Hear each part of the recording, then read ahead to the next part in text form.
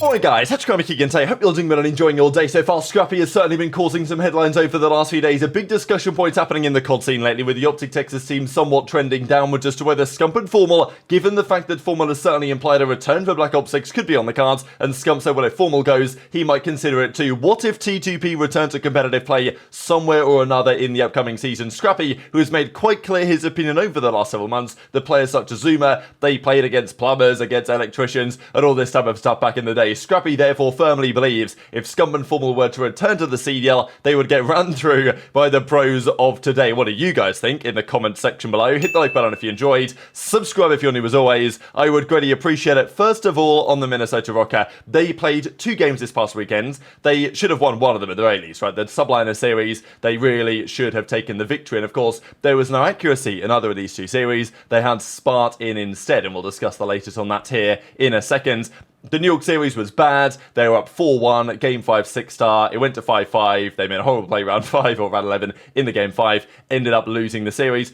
In both of these series, though, to be fair, against New York, they got 40-point clubs. Yes, that's right, 250 to 38 on the sub base. And they got 80-point clubs by Toronto, game 1 of this particular series as well. So they weren't any better, I don't think, without accuracy. Although Spart Search and Destroy was good. They just didn't win the one that really mattered in the game 5 against New York. And, they didn't quite have enough in the respawns to get anything done against the Toronto Ultra. But of course, I don't think the team was good enough anyway to make champs, to be honest, with accuracy. I don't think it's good enough with Spart, but there is obviously a bit of debate in the community. So if you guys aren't really familiar with the story on this, accuracy stepped back from the team a week or so ago now, actually exactly a week today, when he explains that his mother's cancer returns, and she's fighting the battle. So he decided, for the betterment of his family and for his team, to step away and take this obviously difficult decision. Now, we talked about this on the show last night with Ace, of course, cousin of accuracy, and he said that things have definitely improved a lot in the last week. Like, the severe downturn that happened has been,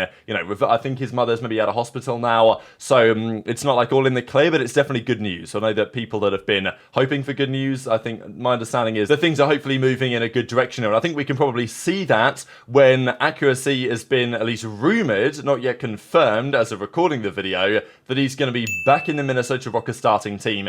This effectively became known because Spart is trying to return to challenges, and his old team, Glowfrosty, Wiz and Fire, want to get him back in their team. But apparently there's some sort of problem with this in challenges due to the roster lock, I'm guessing, or whatever the case is. So him getting back is actually pretty unlikely, and apparently the FaZe admins are being absolutely by the book on this, and they're saying, no, Spart, you can't even come back for the Elite Playoffs this week, which obviously isn't ideal for him. But yeah, accuracy steps away from a week. It now seems that he's going to be coming back into the team.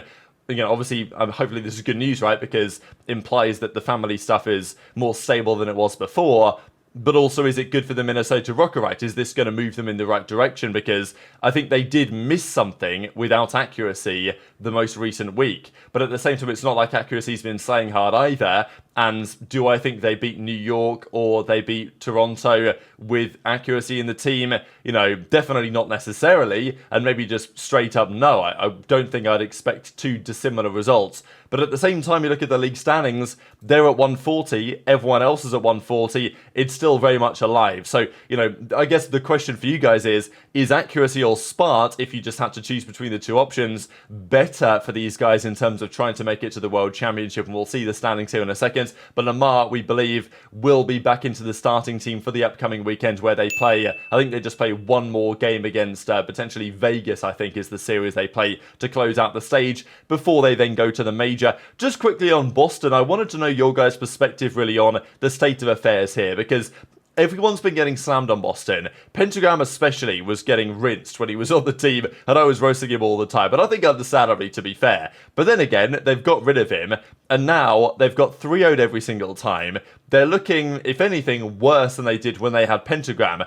But I guess the question for me is, does that really make any difference? If you were bad, or at least if the team was bad with you and you didn't play very well, but then the team gets worse without you, then, what does that show? Does that show your stock is actually going higher? Because Slasher, I think, played perfectly acceptably when he was on Boston at the start of the season, but it's not like the team was good, it wasn't. But obviously Slash's stock has kind of gone up since he's left, and now they've got substantially worse. I don't think I'd go as far to say that Pentagrxm was unfairly treated though, but you know, maybe there's a chance that he gets back in the league at some point, although still feels rather unlikely. This is the champ situation, as I say. Rokkr are 11th based on their, you know, series win-loss, but they are at 140, right, which is putting them in the ballpark of being able to do some damage here, as long as they secure, you know, they need to beat the final match they play next weekend to prevent that team getting points to get themselves to ideally winners bracket at the major, so they can make a charge from there. But this is how it looks. Obviously, it's a 4-way 140 tie right now, and it's possible that a number of these teams go to the major,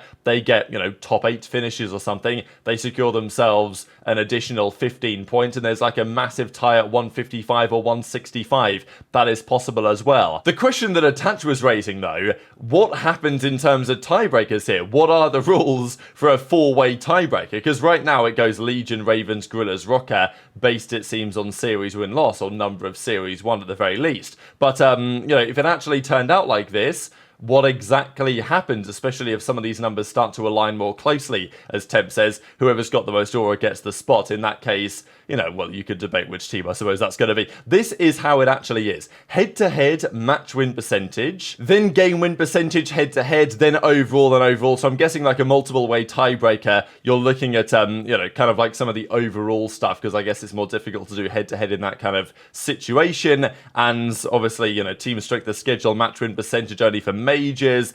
They, I think, introduced these tiebreaker rules to try and prevent a tiebreaker match, like what occurred a couple of years ago in Vanguard between, was it Thieves and Florida played like a tiebreaker game? It was kind of funny. But this does happen still if it's a tie for 8th. So if we do get like a 2-way tie, or even like a 3-way, 4-way, whatever, for the 8th seed, which is probably how it might well be, and if all of this is tied, I think it's very, very unlikely that all of this is tied, because strength of schedule and, you know, game win percentages, now we've got more online qualifiers, the strength of schedule stuff on who you played.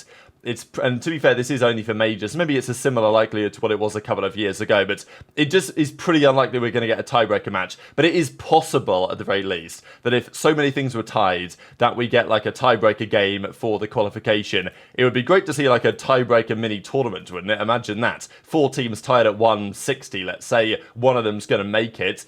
You know, let's just make them face off in a double round robin group or something and then do some playoffs. I don't know. It ain't gonna happen, obviously, but it would be fun. But let's talk about some of this drama then in terms of the veterans of the scene potentially making a return. Look, Zuma isn't coming back. Scump isn't realistically going to come back. I think he's made that quite clear. But there is one name, of course, who's on the thumbnail that is in consideration. I thought this is a pretty interesting stat here from Brian, that Zuma won his 3rd ever championship, and he won his 3rd to last ever championship. So his championship window was 93%, which is actually pretty interesting to think about. You might say it's an irrelevant stat, but it would be cool to see, like, you know, Hixie, for example, who won his 1st ever pro event, makes a return, wins his final event, and then goes out of there. I don't know. It would be something to think about. But Octane, ever since he retired, he's not, you know, wanting to come back. He doesn't want to play the games nowadays. I think every pro player has, you know, either said this publicly or said this in private or whatever, that they tend to miss the competition to some degree. Like watching or being there in person, I'm sure as a former pro on the championship Sunday at Toronto,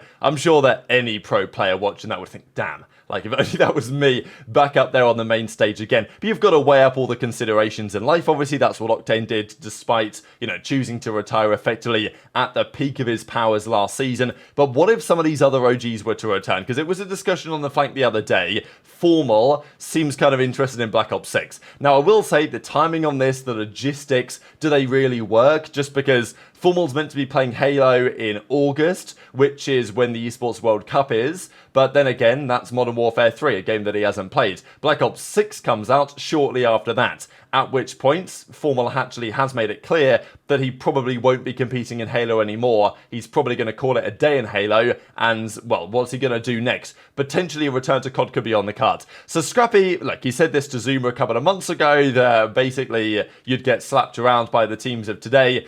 I don't really buy this argument personally, because you know, you can't tell me that Boston Breach or some of the teams at the bottom of this league are actually good COD teams. Yes, they're professionals, they get salary to play it now. That wasn't necessarily the case 5-6 years ago, but, you know, I think I go back and look at some of those teams that were top 12, top 8, top 6, you know, 5-6 years ago in the CWL, and there were some damn good teams in there, to be honest. I think, honestly, better than some of the teams of today. So I don't buy the plumber argument, you guys know that. But there's a bit more nuance to this than just who they were playing at the time and how good they actually were. It's more about if they came back today, regardless of how good they were, which is very good, how good would they be today? One, I don't know who the f he's going to play with. Who would Formal play with?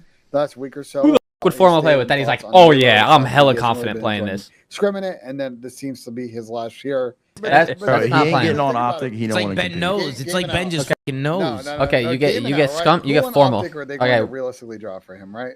bro, they're getting ran. No one. They're getting ran. No one. They're Don't even getting ran. entertain that. Yeah, Nobody. So Bro, he's They're not getting getting ran. on a single top 4 team. What team is he going to go to then? That's not a top 4 team. That like he's None gonna of be them. confident in those teammates. No one. Bro, that's what we just asked Pay him you. racks. He's on the second green team. It may as well. Nobody. Someone said Thieves, but then you're the same situation at Thieves. You and Dan Ghosty, and who are your 2 sub players? Bro, he's not leaving the top of Halo to come be mid-pack in COD and not win agree. events. That's not agree. happening. So let's say Formal and Scump came out of retirement. Now, firstly, if it's just Formal, where does he go? We obviously talked about that. Scump is never going to play anywhere else but OpTic, and I don't know if Formal would either. But if Formal really likes Black Ops 6, wants to compete in it, there is a possibility, I guess, that Formal could say to Hex, look, I'm probably just going to go and play for a couple of years on some other team.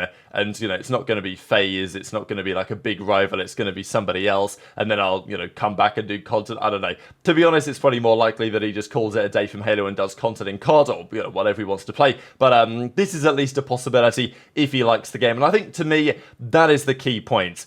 Is Formal or Scump potentially, are they going to like the game when it comes out in Black Ops 6? Are they going to be committed to grinding the game? Because people who are underestimating Formal's ability, I just don't think no ball. Yes, he might nearly be 30 or whatever nowadays, but he's still been competing at a very, very high level in Halo for the last couple of years. Best ever controller, esports player, hands down as far as I'm concerned. You know, teams would be definitely interested if Formal was to make a return rate, regardless of what you think about it. And if Formal was, you know, one of the most talented players to ever pick up the sticks in whatever he does. So there's no doubt in my mind that if Formal came back and was absolutely committed and, you know, really wanted to be the best version of himself and loved the game, was grinding it every day, had a good team environment that he wanted to play with, Formal could absolutely still be a force. And Scrappy's not played against Formal, you know. Scrappy came in the year after Formal retired at the end of Cold War. You know, Scrappy hasn't had that experience because many AR players you talk to in history are like, damn, the one AR that I kind of feared playing against was Formal, you know. And I'm sure that if Formal and Scrappy were to play each other, Formal would certainly have a way that he would go about that series from a mentality perspective to try and get the upper hand there. I did just want to share this because it's obviously a bit of a mess, but these are the stats from Black Ops Cold War, the final year that Formal played. And it wasn't a good year for Scump either. He was actually really good in Search and Destroy. This season he was probably, I think, easily a top 5 Search and Destroy player in the game that year, Scump. He might have been substantially better than that, actually. Overall, though, Scump only had a 1.03. Formal only had, but you know what I mean, a 1.05. So, and Dashy was the one doing most of the damage from an AR perspective, and he was quite clear that Formal, he wasn't really about it, especially the online stuff, right? Just the fact that it was all online COD during Modern Warfare 19 at the end of it, and then basically the entirety of Cold War. It was just kind of for the birds for Formal at that point. He wasn't really about it anymore, and totally understandably. But it's not like Formal was washed. I think it was very clear. After Formal retired, he went to Halo, wanted to play it, grinded it, and became very quickly one of the best players in the entire game, and led the team to a world championship and multiple championships since then. And on the Scump angle, I never think it's wise to underestimate just how good and talented Scump is at Call of Duty, right? I mean, you put this guy in any setting, he's going to be an absolute force. So, yeah, I don't really agree with Scrappy's take. Interested to hear your thoughts in the comment section below. But at the moment, of course, these are all hypotheticals. It feels pretty unlikely that Formal or Scump will return. Scump, like, has been pretty adamant that he will not be. He did say that if Formal does, he would at least consider it. And I guess, given the recent defeats that OpTic have had to teams like the Ravens, it does call into question a little bit more if, let's say, OpTic can't turn it around, I think they will turn it around OpTic to some degree. I don't know whether they're going to turn it around enough OpTic to win another event from now to the end of the season, but I think OpTic will turn it around somewhere, at least to some extent. But if they don't turn it around enough, or not at all, and they keep on losing, then surely they've got to do some sort of roster change, right? But, you know, in the off-season, just whether Scump and Football could be any part of that, I guess, is another question entirely. But very much enjoyed your thoughts in the comments. Hit the like button if you enjoyed. Subscribe if you're new. Take care. And I'll see you next time.